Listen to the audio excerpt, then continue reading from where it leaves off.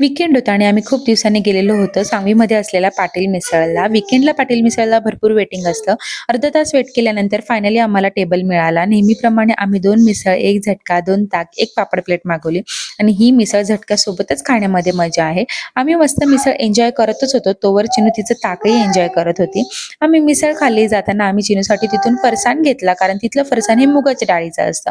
त्यानंतर आम्ही गेलो आशूकडे. त्यांनी ना नवीन क्रॉकरी युनिट आणि देवघर बनवून घेतलेलं होतं आणि त्यांचं देवघर स्वामींमुळे खूपच सुंदर दिसत होतं. त्यानंतर आम्ही सोबत त्यांच्यासोबत मूव्ही बघितला, मग चहा पिला आणि त्यानंतर त्यांना आम्ही बाय केलं.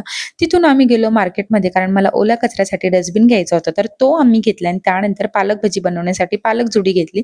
तिथेच मेथी छान मिळत होती, कोवळी होती, म्हणून मेथी जोडीही मी घेतली होती आणि मग आम्ही गेलो चिनूला क्रॉक्स घ्यायला. सोबत यांनाही मी क्रॉक्स घेतले. मी पण खूप खुश होते, कारण हा तवा मला खूप दिवसांपासून घ्यायचा होता आणि तो फायनली मी घेतला होता. म्हटलं चला त्यातच पालक भजी तळून घेऊयात. आमच्याकडे आखाड तळला जातो, म्हणूनच आज मी भजा करून आखाड तळून घेतला. छान भजा कुरकुरीत झालेल्या होत्या. चला भेटूया नेक्स्ट व्लॉगमध्ये. तोवर take care and bye bye.